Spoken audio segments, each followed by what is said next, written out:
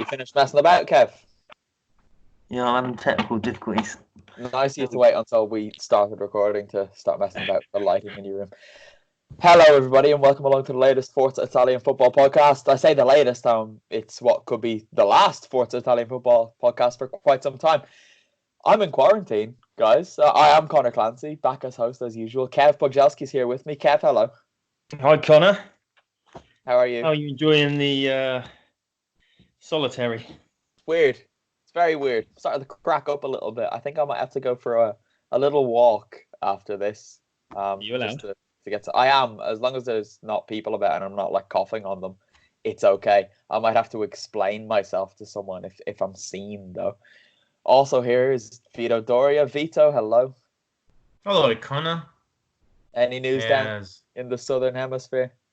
No, just been a bit quiet down my way, to be honest. Hearing a lot of news about where you're based, more or less, or the region above you anyway.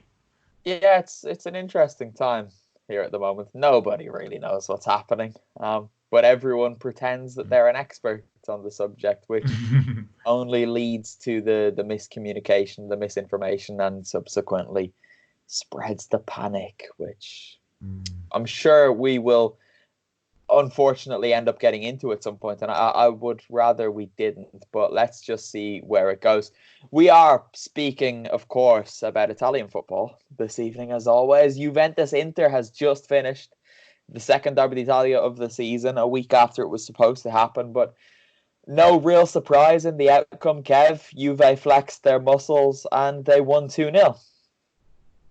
Yeah, I think I probably expected Juve to win because there were no, well, partly because Juventus were at home, but also with the lack of fans in the stadium. And after watching some of the earlier games today that were played at almost a practice match pace, I think Juve did as well to sort of play the conditions as they did to play Inter. Right from the start, there was a level of intensity that you just didn't get in the other games, and Inter for large portions of the game were almost just trying to stop them. What should you put that down to? Because I watched, what game was it earlier that I covered? Parma against SPAL, and yeah, the intensity it was quite obvious that it wasn't a normal game. So why were Juve and Inter able to play this as if it was a normal situation?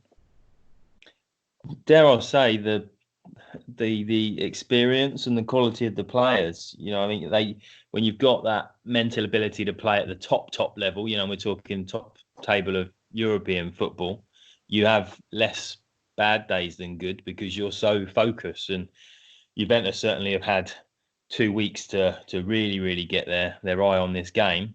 And whatever they've done this week, whether that be Sarri, the other coaching staff, the players just keeping on top of each other, they've stayed amazingly focused to go out at the pace they did. I thought coming into this game, actually, that Inter might take some advantage, Vito, given the fact that they played against Ludogorets in similar situations, or in a similar situation. But it wasn't to be. They did have a couple of bright spells in the first half, but Juve kind of always looked like they were the better team with the more depth. There was that, and also just the way Inter were playing. I thought that in terms of the construction of play, they would be all right until they got to the final third. Then Juve, with the usually resolute defending, would come up with enough obstacles to block off the paths. And I found that quite a few times Inter had to switch the ball to the right side where Candreva was to either put in a cross or a pass, or even, pardon me, take one of those long bombs that he usually goes for, and then they just go wide or high. So yeah, I think once they got towards the Juve penalty area, Inter were really lacking that guile, and it was pretty surprising that it took Antonio Conte longer than usual to put Christian Eriksen on the pitch. Yeah, it did take a while, didn't it? And it was I don't know. Inter were just a little bit strange today because there were, 3 occasions in the first half where they seemed to just not bother competing for headers in their own box. De Ligt had 2 chances. I mean, I think it was Bonucci with the other. But Kev, Inter just never really kind of woke up properly in this. No, they were extremely passive and nearly sent me to sleep at one stage. And I wonder whether Conte had actually a tactic to try and make the Juve players fall asleep and then sort of just go at the other end. It was very, very strange. I don't know if he expected Juve to go as intense as they did at times and thought it was going to be more, I suppose, chess-like, for a bit of a cliche there. But yeah, they just didn't look up for it, whatsoever. And maybe that is because when you alluded to the fact that they've played some games behind closed doors, they've been against subpar opposition, really, and maybe that was the mentality they had. Who's that down to? Because we've discussed mentality around Inter so many times since I've been hosting this podcast, which is the guts of 3 years, and it had been discussed many times before I ever took the hot seat. And is it something that's just ingrained with the club? Antonio Conte is like the opposite of someone you would associate with a team whose mentality is questioned. But Kev, you've questioned it there. Who's to blame? Well, I think we all know, because we've seen it with Conte, what sort of type of mentality he has. And you look at what he did at Juve when he went in there, but you've got to look at the players that he also already had there, and he had some very strong characters like Buffon, like Chiellini. So I don't know if he's got as many at Inter at the moment, and maybe that's something that he'll probably be looking to address, particularly after this game. Let's look at somebody I've just brought in as Eriksen. A superbly talented player, but he didn't exactly show a lot in the way of mental strength for his last few months at Tottenham, when you were probably looking for him to dig in, even if he was looking to leave. Clearly, that was not the case, and why 2 coaches were leaving him out of the side a lot. What do we think this says with regards to the title race, Vito, if a title race is allowed to unfold? Are Inter, I don't want to say out of it, but very, very much on the back foot now? Certainly. This is the type of fixture they needed to win if they were going to win an away game and also be a contender for the title this season. But they've lost to Juventus in both Serie A games this season. And you can say that for the remaining 12 or 13 games they have to play, they're going to need to be very consistent and hope that Lazio and Juventus slip up at some stage. And that being said, I generally haven't been overly impressed with Inter's performances in the second half of the year.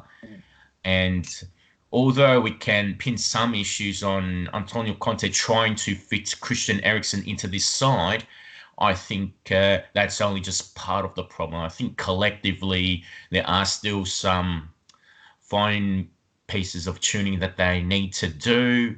And also with the midfield, I think they played the best football when Sensi, Barella and Brozovic are fit.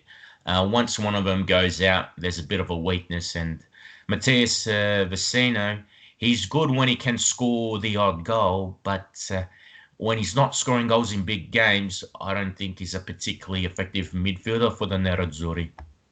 Daniele Padelli didn't play, but we've got to mention him. He managed to get himself sent off from his privileged position on the bench for complaining about the referee, for voicing his discontent with something the referee had done.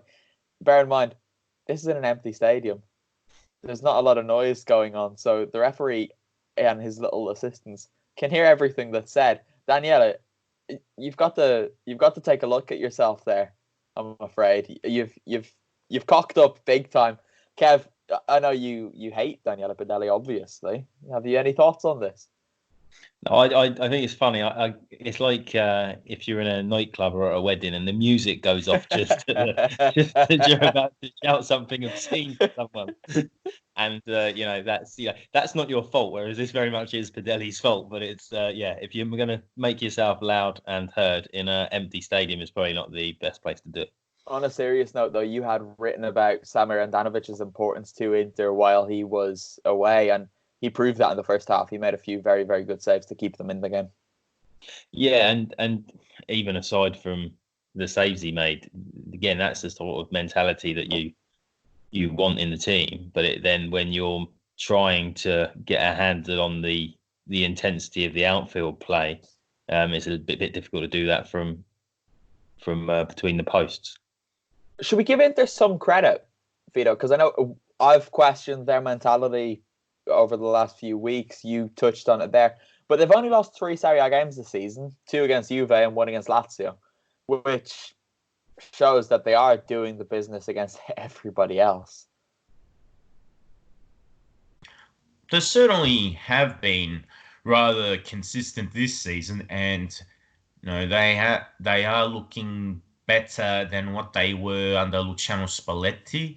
There is a bit more fight and a bit more organisation to the play, but I think it's a case of when they have the best starting 11, things will fall into place and they will get the desired results. But yeah, ultimately, when you are challenging for the title, it goes back to that old saying, to be the best, you have to beat the best. And in this case, they've lost to the 2 teams that are the challengers for the title. And at this stage, Inter have not been able to fight off the biggest challenges. And Lazio and Juve have shown why they're still in the hunt, whether it be through playing much better football in the case of Lazio, who have been, greater than the sum of their parts and playing some fine football, as well as, getting those late goals when they haven't played well. And then, of course, Juve, as we all know, have won the last 8 titles. They've got superior depth all around. So those are a few things that, go against Inter. Kev, have you seen that? I know. Oh, go. Oh yeah, if I was going to give Inter any credit, I think it's in the context of every team that's played this weekend. If you look at this match week as sort of in the 2 halves of last week, when we had some sort of phenomenal high-paced games, there was no disruption to the sides. All of these teams that have played this week, and again, this is almost more positivity towards Juve. They've had the disruption. They've had the uncertainty of what was going to happen. Probably difficulties around the logistics of moving things around because of the virus outbreak. So if there's any positives towards Inter, it's just how difficult really this week has probably been, or 2 weeks, to prepare for this game. Let's face it, they probably thought that this game was going to be played later in the season as well, and then suddenly everything got shifted back. It's been extremely difficult for the sides that have played this weekend. Yeah, it hasn't been ideal for anybody, really. Did you know that I now apparently hate Inter? I did see that, yes. Well, you can add it to the list. Yeah, it came as news to me because I already hate Juve, apparently, Milan, I think Lazio as well, and Fiorentina. So surely Brescia as well. Yeah, I think I do. I'll have to ask a Brescia fan if I hate them or not. I don't know. It's really hard to keep up with all of this, but yeah, Inter are now added to that list, so we should stop talking about them, guys. We need to talk about Juve, because at the end of the day, they won. They're top of the league, and Vito, it was probably their best performance under Maurizio Sarri. They moved the ball much faster than they usually did, and certainly the passing in tight areas was much better than what I've seen in other matches under Sarri. One of the things that I think has made a difference is that Rodrigo Bentancur is playing in that regista role right in the middle of the midfield trio. I think he knows how to sort of keep it simple, and he'll pass the ball wherever it's right when it's necessary. And on Bentancur, do you think he's proven tonight that he should be taking that position off Miralem Pjanic's hands? Certainly. And speaking of Pjanic, when I see him in this deep line playmaker role, reminds me of last season when Carlo Ancelotti tried to play Marek Hamsik as a deep line playmaker. I think they have the technical ability and all that, but they haven't got the right defensive game to really operate in that role. And a guy like Pjanic, I think he's best when he's playing a bit further afield and he's got to go more vertically with his passes or diagonally. Someone like Bentancur, he will sort of slow things down. If he's got to, go sideways or backwards, he will. I think with him, the priority is just to make sure that Juve keeps the ball circulating, they maintain possession, and then when it's the time to play a diagonal ball or a vertical one, he'll do it. And then, of course, defensively, Bentancur is a much better player than Pjanic. So I think in the long run, Bentancur's got to start right in the middle there. And if Pjanic is to play later on, I think he needs to play, alongside Bentancur on either the left side of that trio, or even if they go for 4-3-1-2, even use Pjanic in that trequartista role because he does have those characteristics. I think we've seen today and against SPAL that Aaron Ramsey is finding his feet. I don't know if that's fair to say, or else he's just benefiting from getting on the end of chances. But he's absolutely the Juve player who looks the most likely to score from midfield. And Kev, he's finding his form or his goal-scoring touch at the most perfect time of the season imaginable. Oh yeah, perfect time to give Juve a little bit more of a goal-scoring threat going forward. But I don't know, he was a bit underrated, if you like, in England. I think because he does tend to go missing, or maybe sides struggle to find where they want to play him. I think if Juve have now and they proceed with this, then they will get some goals out of him. The whole Juve midfield, the memory of the Lyon game couple of midweeks ago is still too fresh in the mind. They were terrible, and I think when we're looking beyond Serie A, they've got a bit of work there to work out which pegs they want to put in which holes, because tonight was great, but they're probably looking beyond Serie A, particularly if it shuts down. And I don't even know how then that affects Champions League, because even if they fulfil their Champions League commitments, I imagine as a player you don't want to be going into those games with no domestic football behind you, because you just you lose that match sharpness. It's not ideal, is it? Let's talk about that before we move on to the rest of the fixtures, because we saw it in Parma this morning, right? Parma SPAL was due to kick off at 12:30. At 12:28, everything was fine. 12:28 and 30 seconds, there were signs that things weren't quite right, because Andrea Petagna just started shouting at everyone and looking particularly angry, which isn't the sight that anybody wants to see, really.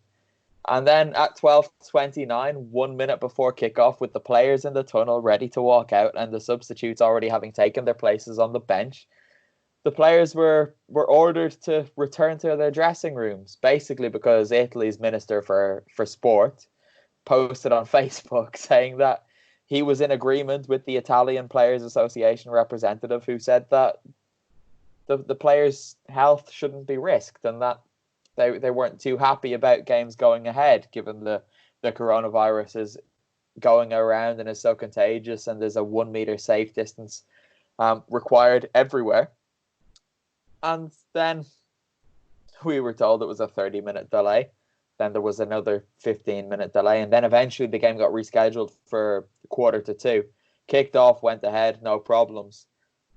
But during the game, a press release was leaked from the Italian Players Association, which said that a strike was being called for Sunday the 8th of March and Monday the 9th of March.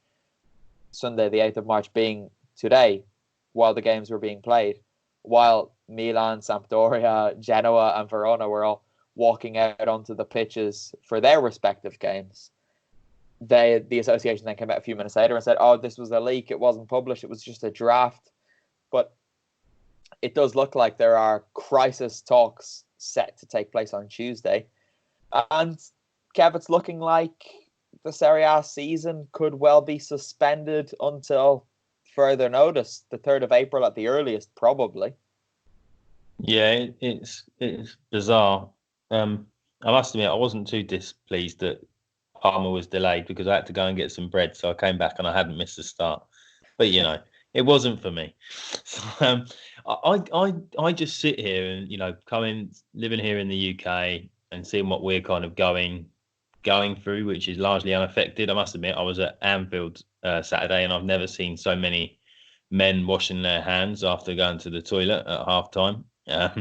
There's clearly concerns within the fan base in certain places, but there are other countries on mainland Europe that have had not an outbreak. What are we going to call it? Reports of coronavirus, and they've dealt with it so much better. I know there's obviously been a higher rate of cases, but why has that happened? Have they dealt with it better? Or have they just not dealt with it? Well, but I don't understand the level of, because we kind of regarding it as scaremongering here. So I saw a tweet just before we came on air about someone saying when the government decides to shut down things like the London Underground, lots of other things that have far more of the general public passing through them, that's when the time is to start cancelling football matches. Have the metros been shut down in Milan? I know there's been restrictions to public transport. Yeah, it just seems. At the moment, there are a load of places on. I don't want to say lockdown because that implies you can't leave your house, but cities are basically having their gates locked, right? So I, for example, can't leave Parma now. Milan, you're Germany. being advised, huh? There's been cases in Germany, but the Bundesliga is still right. But on. What's happened here is there was a game cancelled in France. PSG against Strasbourg was postponed on Saturday. But what's happened in Italy is the Italian government were doing tests long before everyone else was. So the number of cases was always at a head start. So it's always been that little bit higher. There are cases everywhere. They're just not doing tests to confirm that those cases exist. And as far as the media reports go, an unconfirmed case means no case. So the figures you're seeing from Italy appear to be quite worryingly high, but I don't think they're too dissimilar from what the real figures are in other countries. They just haven't done the cases or the tests to back that up, rather.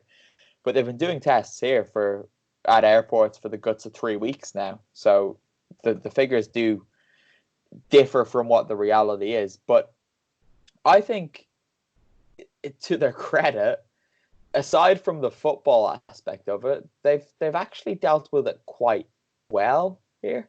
I know that it's been a bit of a circus with the football, but look, it's Italy. There's always going to be that element of things. But I think taking the responsibility to say, okay, cinemas are closed, football matches can't have fans, I think that's a really responsible step to take. And I think you will see in 2 weeks' time, the figures in the United Kingdom will be what Italy are reporting now. In 2 weeks' time, the Premier League will be playing games behind closed doors like Italy are now. And maybe in 2 weeks' time, the Premier League will be considering cancelling games. I think one of the big differences is the whole television rights around the Premier League, right? Because they're so high. And part of how they sell their brand is by saying, we've got full stadiums every week. We've got a great product. If they are to close doors, that severely damages them. Whereas Italian football has never been sold on the premise that stadiums are full, because stadiums are very rarely full. And even when they're 90% full, they look empty because of the parts of the stadiums that are empty or the parts that are on TV. And I'm not so sure I agree with you that things have been managed poorly here for a change. If we move again, I'm trying not to. I'm not a medical practitioner, never likely to be. I don't want to move too far away from the football. But if we do ignore the football for a moment, I work in a university throughout the week, and we've got thousands and thousands of staff and students, and then and we've got many institutions across the UK. The message appears to be how small the threat to your life is unless you have got pre-existing problems or respiratory problems, or you're of a certain age. There seems to be a bigger focus on that than how many cases are outbreaking. It's almost they're not sort of playing it down, but they're trying to sort of put it into context of other diseases that have come out and look at it from that element first. I take that, but the mortality rate is quite low for people under the age of, I think it's 70 or 65 or something. But for people outside of that bracket, it's quite high. And I think there is an obligation on those in power to protect the most vulnerable in society, which in this case is elderly people and people with respiratory problems. So it's not really a case of telling old people and people with sicknesses to stay home, because it might not be possible, but they might have families who go to the football and carry this virus without realizing it, because most people who carry it don't show any symptoms. But that's the family members. On. That's part of the family members' duty as well. Right, but say for example, you go to a football game at Anfield and the guy you're sitting beside coughs. He gets on you, and then you go speak to Stacey, and then Stacey goes home to her parents. Well, Stacey, it's not Stacey's fault. For listeners out there that don't know, my wife's name's Stacey. So she suffers from something that has a low immune system. So they have had the notifications, and somebody who works with me have had the notifications to stay away from areas if you think you're affected, blah blah blah, or speak to the hospital. That's the sort of thing that's kind of going on in the background, and I think that's that level of communication to people to make that decision themselves rather than just completely. Because I think that's where some of if there is any anger over there, it sounds as though a lot of Italians are dealing with it quite well. But if there's any anger as to the disruption to their routine, whether that be their working life or what they do socially, comes from when people are telling you to do things as opposed to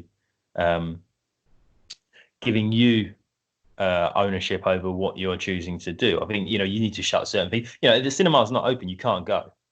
But when they're telling you not to leave your house, not to travel to go and see your family or whoever, or not chop off on a train for 2 hours, again, if the trains aren't running, you can't do anything about that.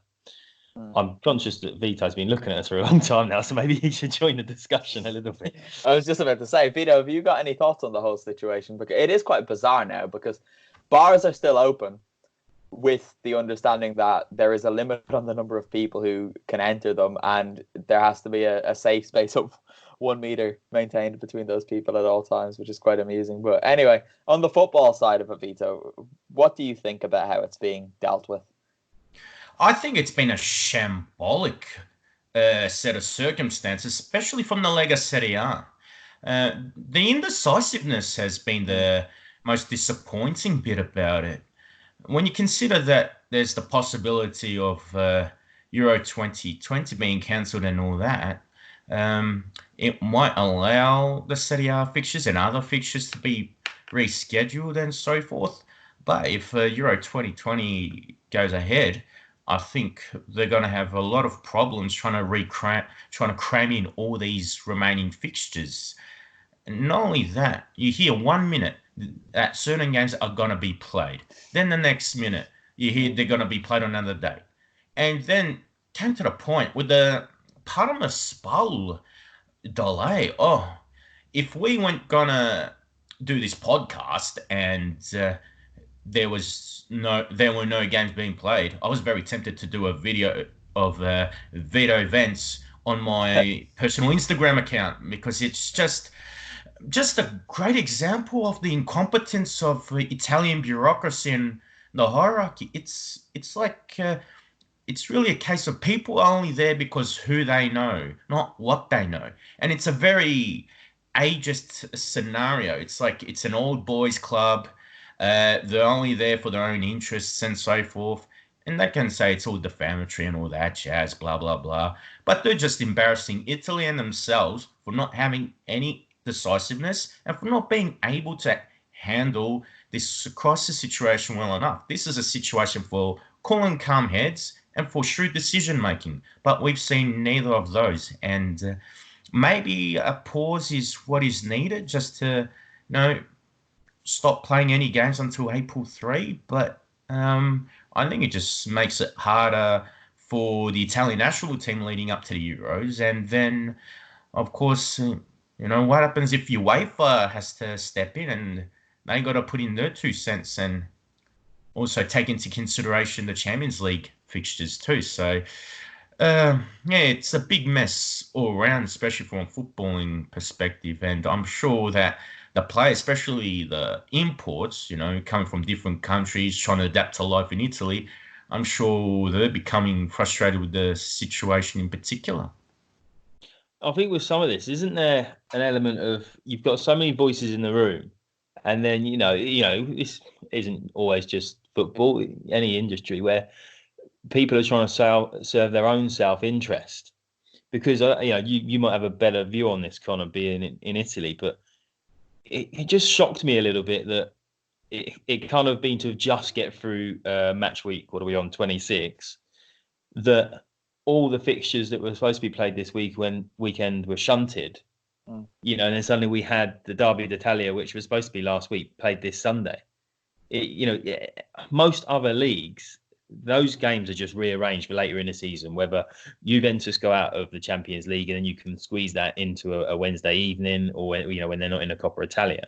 We're in this scenario where they just decided to play 5 games rather than get through another 10 this weekend. I haven't had this confirmed, right? But I'm of the opinion that was very much taken with the idea of just restoring parity, trying to have teams having played a similar number of games as was possible, rather than getting to the situation where some teams had played 28 games or 27 games and some teams had played 25 games, because this predicted pause now in the season has looked likely for the last week, and you don't want to go into that with then the season possibly needing cancelling completely, with a title race that should be in the balance, but because Lazio, for example, have played 2 games more than Juve, Lazio are 5 points clear. You can't really afford to have that situation. So at first I thought it was a bit of a farce that Lazio Atalanta was cancelled, because it was scheduled for the Saturday. Neither of them had other fixtures. It just made sense for that to be played this weekend. But I think the postponement of this weekend's scheduled games made sense, but I'm not a fan of the whole pushing everything back by 1 week, because that distorts people who have made plans to visit from abroad basically between now until the end of the season. So I don't speak to many people back home who like Italian football, right? But I already know 3 people who have had plans impacted by this, which is you, my dad, and my best mate from back in Ireland. All have made visits, all have scheduled visits to Italy for May, with a specific or 2 specific Serie A games in mind, which is crazy now that they're not going to happen on the scheduled dates. It seems anyway. We don't really know, but yeah, I think general consensus then that the Lega Serie A haven't handled things very well whatsoever, but I'm willing to give the serious people, the Italian government, a pass, because I think outside of football, this thing has been managed pretty well. But let's move on from that, shall we? We're not politicians, we're not medical professionals. Can we leave it? Well, if we leave it, can we leave it on a lighter note? Go. So we were discussing whether leagues across the world would get cancelled due to the coronavirus, and we came up with a scenario where you could play the remaining fixtures with the captains of either side playing out the fixture on, I don't know, a popular console game, whether that be who do you think would do best or worse? I would instantly put up your friend Bruno Alves and our friend Fabio Quagliarella as the worst, because at their age they probably have never played consoles. Yeah, I don't think Bruno Alves would know what a PlayStation. Would he just mash the controller with his fist in He'd get Quags to throw it up in the air, and he'd jump an ungodly height to head it into an empty space. But whereas I don't know who's the youngest, probably more technically captain in Serie A. when Bologna signed Musabaro, they presented him by having Riccardo Orsolini and another one of their young players sitting on a couch playing FIFA, and then Musabaro just popped up beside them. So I would give it to Barrow or Orsolini or whoever the other person in that video was, just because I have evidence that they play video games. So they could storm to the top of the championship. I'm not quite sure that would happen, but yeah. Bologna, give Bologna the Scudetto, restore their former glories. But anyway, in the game that actually happened after that mess, Parma lost against SPAL. Obviously, Andrea Petagna scored, but you've spoken a lot, so I'll let Vito speak. And if the Euros goes ahead, Vito, I am still flying the flag for Big Andrea to be part of Bobby Mancini's squad. Well, he's scored his 11th goal for the season, and he's clearly the most important goal scorer at SPAL. Although it did come from a penalty, it seemed that in that second half, SPAL were the more dangerous with their chances. Parma had the share at one stage. It was a pretty low shot count too. At one stage was something like 7-4 in Parma's favour after about 65 minutes or so. But once they had that penalty, that's when things really opened up. Parma looked a bit more dangerous, but I think SPAL probably had their chances to make it 2-0. And going back to Petagna specifically, he does add that extra dimension to his game. And with Torino being in a crisis situation, and Andrea Bellotti, I don't think he's scored since January. I think Petagna at this stage probably deserves to be the number 2 striker for Italy behind Ciro Immobile, because all the other strikers, maybe Francesco Caputo from Sassuolo, I think he should have a look in as well. But other than that, the centre-forward options for Italy at this stage don't look overly appealing. We're gaining weight. We're gaining weight on this bandwagon. We're picking up speed. We're starting to roll smoothly. But Parma were... what's an adjective you'd use to describe Parma today, Kev? I'm thinking pedestrian. Well, yeah, that was more... I was going slow, but you really pulled out pedestrian there. They were missing Kuchka, right? Because Kuchka lifts them. He elevates them with that non-stop energy and non-stop drive. And I do think his absence was felt. Yeah, I know. Yeah, we said it before as well. But and they had, not only did they have an empty stadium to play, and they also had that delay, which kind of helped them at all. Probably the players just going through the motions for that reason alone. It's not ideal.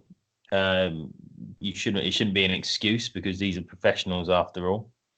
But you can also get those sort of performances from Parma more now than you used to, probably when they first were promoted. But they're going to be able to chalk it off. You're going to be able to brush these results off so quickly if the league is now shut down for so long. SPAL with a win, though. They're not bottom anymore. Brescia play on Monday evening at Sassuolo. SPAL are currently 7 points off safety. What do we think? Do we give them a chance?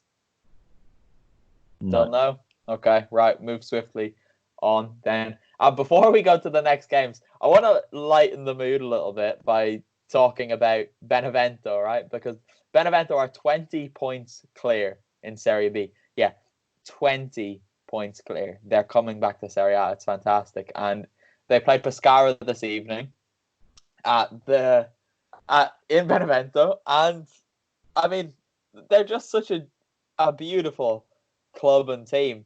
They won in front of an empty stadium, but that didn't stop them from doing their usual salute to the curva after the game. There's a video that they tweeted on Twitter, surprisingly enough, if they tweeted it, of the players hand in hand running towards the curva and doing a belly slide in front of it. And it's just one of the most wholesome things you're going to see on Twitter this weekend. In that same game, Pescara's players took to the pitch wearing protective masks, which is a strange approach. The referee told them to take them off because they're not permitted to wear masks during football matches. I just thought that was a little bit strange. But anyway, let's get back to Serie A.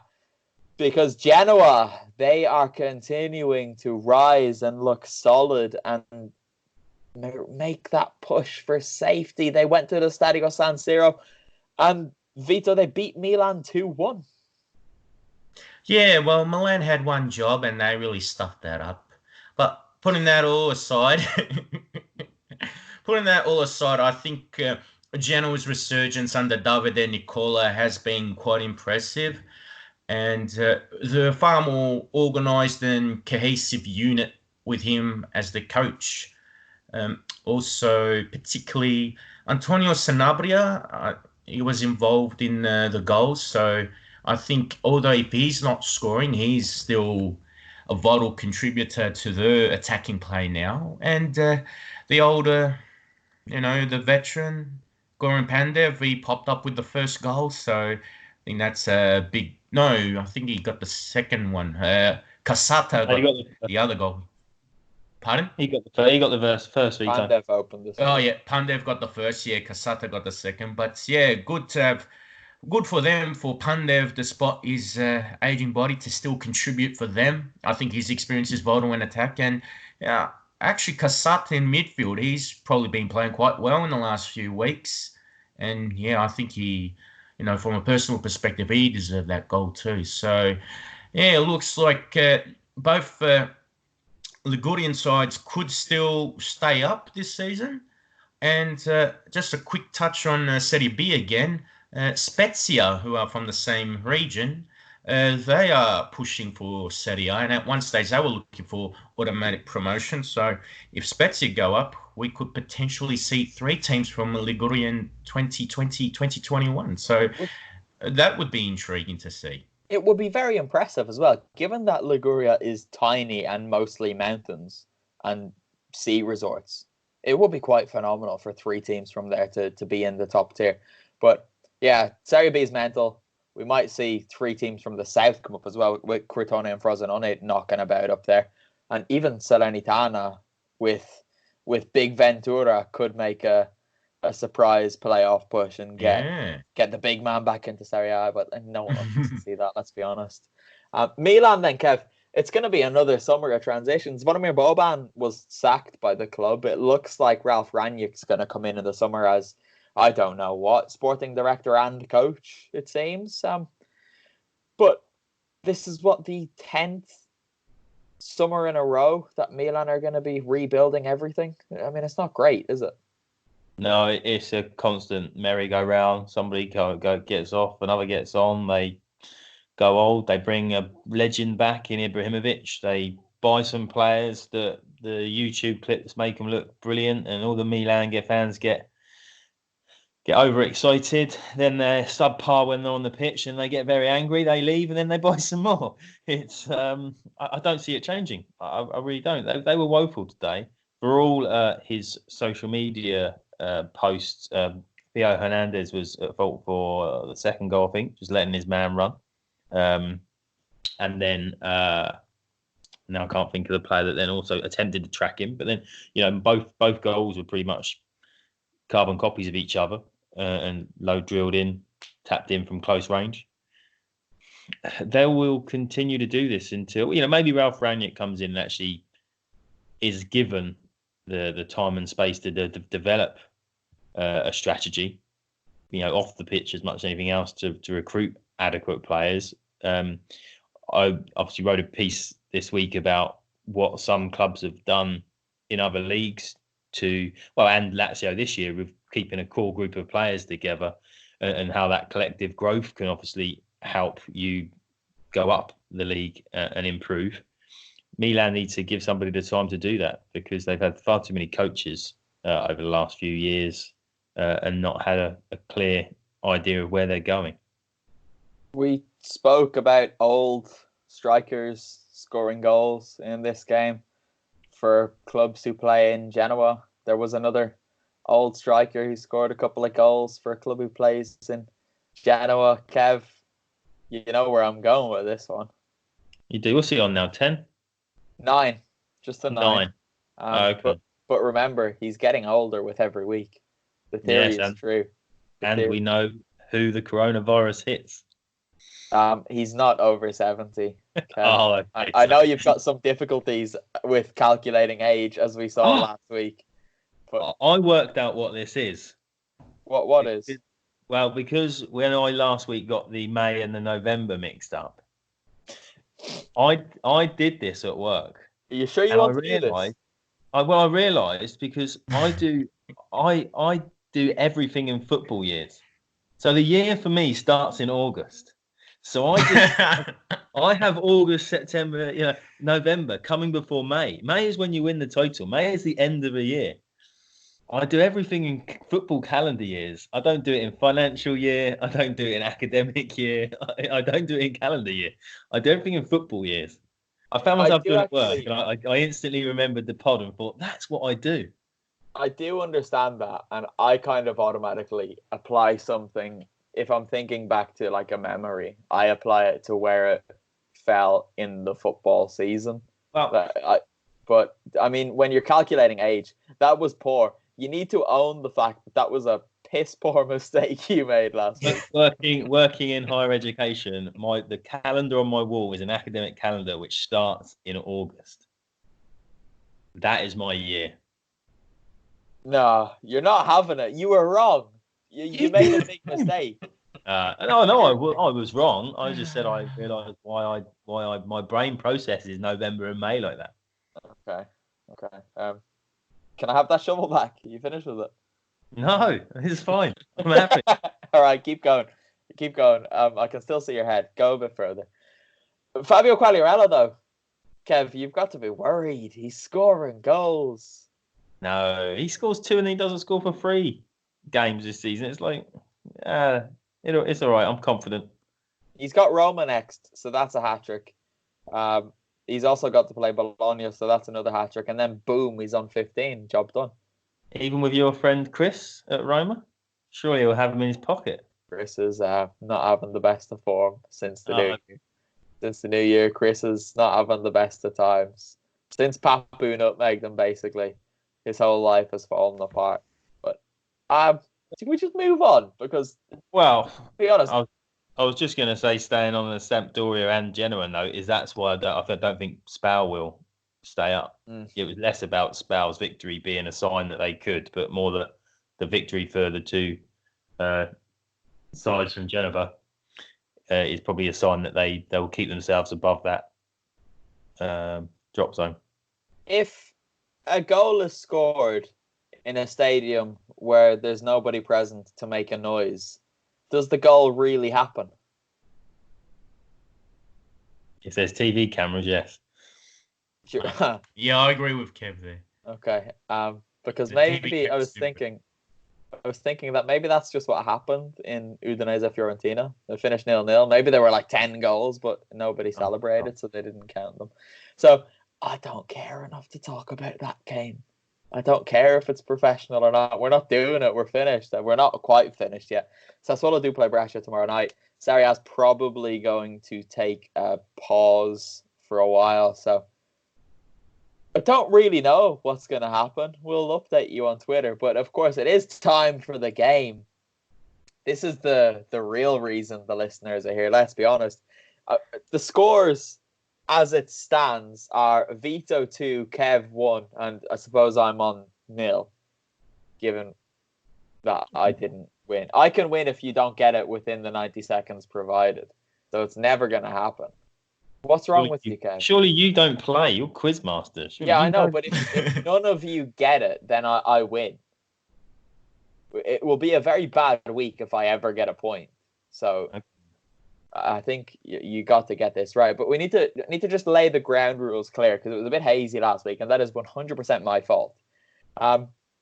We have a mystery sticker from my Panini sticker album, which you can see here if you're watching on YouTube.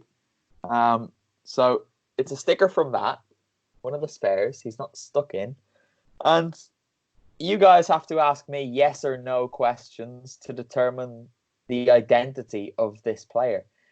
You get one question each. If the answer is yes or the answer is no, it moves on to the next person immediately. Vito, as the winner of last week's game, you can decide, do you want to ask the first question or do you want Kev to ask the first question? I can ask the first question.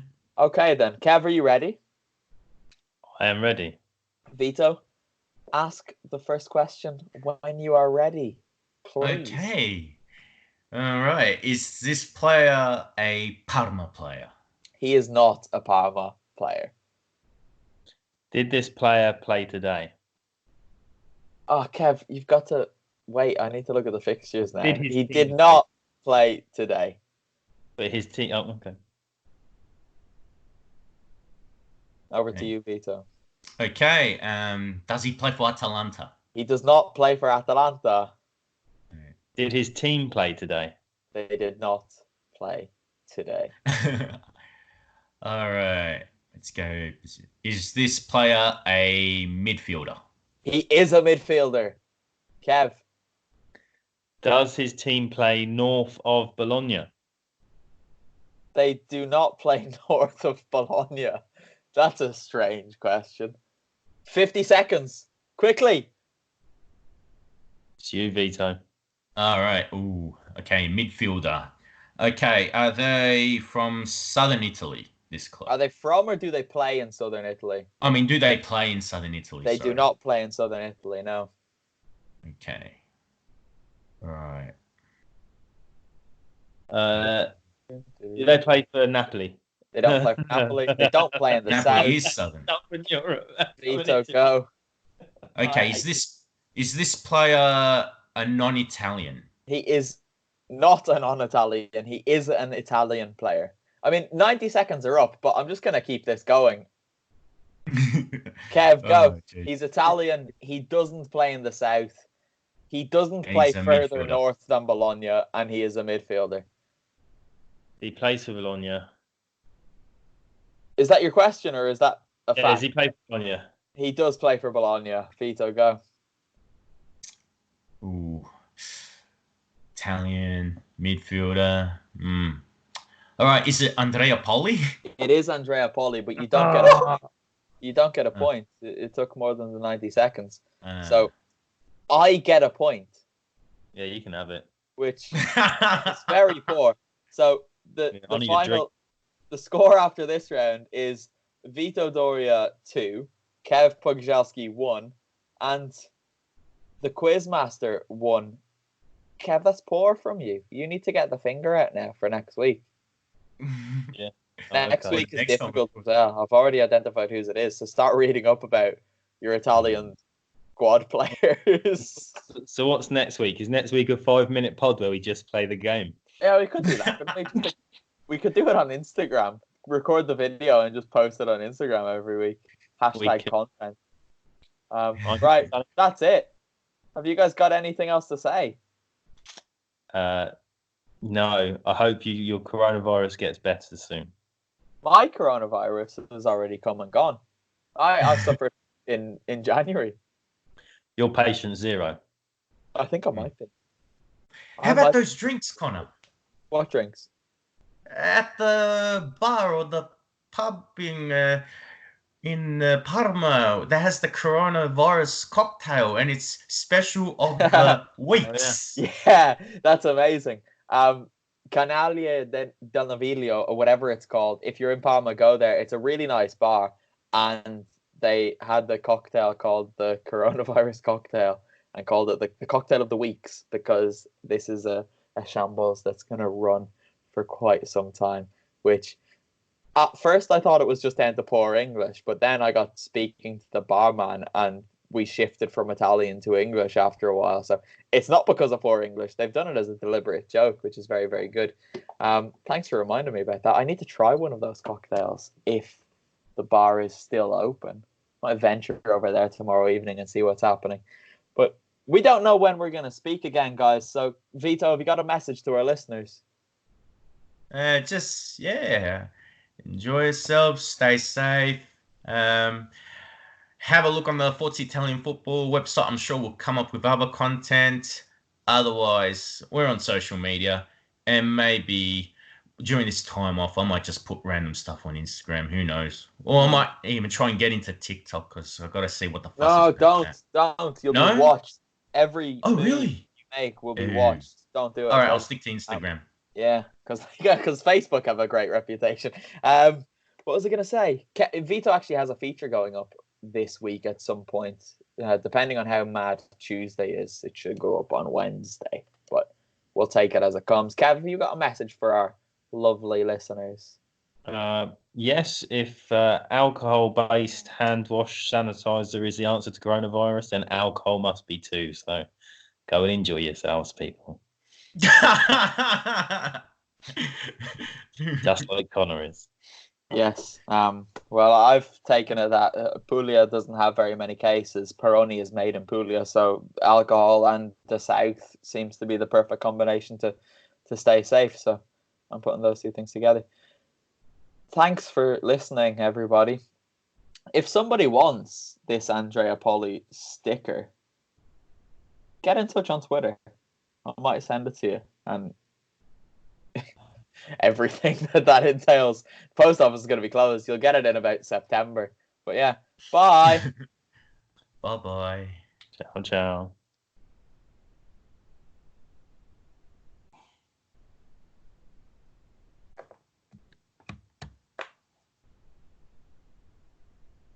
Enjoy the silence. You still recording? Hello, darkness, my old friend.